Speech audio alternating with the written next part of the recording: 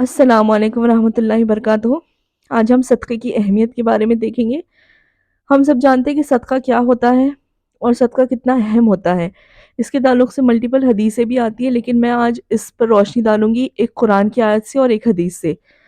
قرآن شریف میں آتا ہے سورۃ المنافقون میں کہ ایک میت ہے، وہ کہتی ہے کہ اے رب اگر مجھے تھوڑی دیر کے لیے واپس لوٹا دے تو میں صدقہ کروں اور نیکوکاروں میں شامل ہو جاؤں۔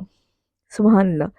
اب دیکھ رہے ہیں کہ یہ آیت ہمیں بتا رہی ہے کہ ایک میت نہ یہ کہہ رہی ہے کہ میں عمرہ کروں، نماز پڑھوں، روزہ رکھوں، بلکہ وہ یہ ظاہر کرے گی، افسوس ظاہر کرے گی کہ یار اب مجھے تھوڑی دیر کے لیے واپس لوٹا دے تاکہ میں صدقہ کروں اور نیکوکاروں میں شامل ہو جاؤں۔ علماء اکرام کا کہنا ہے کہ میت اس لیے ایسا کہتی ہے کیونکہ مرنے کے بعد وہ اپنی آنکھوں سے صدقے کا عظیم ثواب دیکھ لیتی ہے، اسے پتہ ہوتا ہے کہ صدقے کا کتنا عظیم ثواب ہے۔ اور اس کے بعد ایک حدیث میں یہ بھی آتا ہے کہ بے شک مومن قیامت کے دن اپنے صدقے کے سائے میں ہوگا۔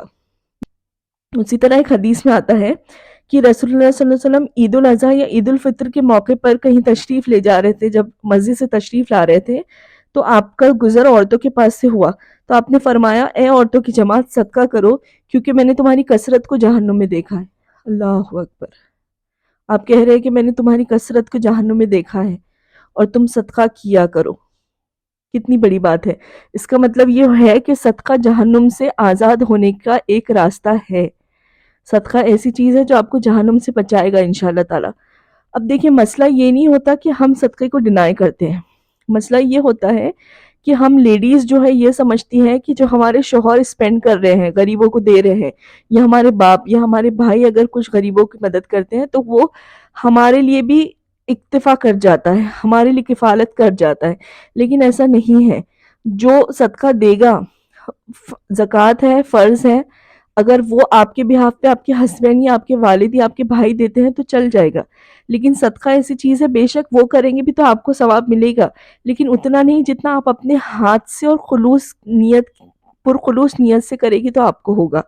اور ہم یہ کہتے ہیں کہ ہمارے ہاتھ میں تو ہے نہیں پیسہ، یوزولی کیونکہ اسلام میں عورتوں کو کمانا ہے نہیں، لیکن آپ بتائیں کہ اتنا محتاج کون ہے آج کے دور میں جو 1 روپیہ، 2 روپیہ، 10 روپیہ، 50 روپیہ، 500 روپیہ بھی صدقہ نہیں دے سکتا؟ ایسا میں نہیں سمجھتی کہ ایسا کوئی بھی انسان ہوگا۔ تو صدقے میں آپ کے ہاتھ میں گھر خرچ ہوتا ہے، آپ کو پاکٹ منی ملتا ہوگا، اکثر تو خواتین کے ہاتھ میں گھر خرچ انہی کے ہاتھ میں ہوتا ہے، تو اس میں سے کچھ بچت کر لے، لیکن صدقہ ضرور ضرور دیا کرے۔ جو وہ کرتے ہیں وہ ان کے لیے ہے، جو ہم کریں گے وہ ہمارے لیے ہوگا۔ آپ صلی اللہ علیہ وسلم نے خود فرمایا ہے کہ عورتوں کی جماعت تم صدقہ کیا کرو، تمہیں میں نے کثرت سے جہنم میں دیکھا ہے۔ تو اس کا مطلب یہ ہے کہ عورتوں کو بھی صدقہ کرنا چاہیے، اپنے طرف سے اپنے بہاف پر خود صدقہ کرے، مردوں پر ڈپینڈ نہ رہیں۔ وہ جو کر رہے ہیں وہ ان کے لیے ہے، ہم جو کریں گے وہ ہمارے لیے ہوگا۔ صدقہ بہت سی برائیوں کو بھی روکتا ہے، کہتے ہیں کہ صدقہ عمر کو دراز بھی کرتا ہے۔ تو اپنا صدقہ خود کریں، اپنی نیکیاں خود کمائیں، چاہے تھوڑا ہی کیوں نہ ہو۔ ایسے ہم نے کئی سارے واقعات دیکھے جس میں کچھ صحابہ اکرام تھے جنہوں نے جہاد کے لیے جب مال جمع کیا جا رہا ہے تو شرمندگی میں کچھ کھجورے لا کے رکھی، کسی نے محنت کر کے کچھ درہم لا کے رکھے، تو آپ صلی اللہ علیہ وسلم نے سب سے اوپر رکھا اور کہا کہ اللہ سبحانہ و تعالیٰ کو یہ سب سے افضل ہے۔ اور یہ بھی حدیث میں ہے کہ سب سے افضل صدقہ وہی ہے جو غربت میں کیا جائے، جو مال کی کمی کی حالت میں کیا جاتا ہے، وہ افضل صدقہ ہوتا ہے۔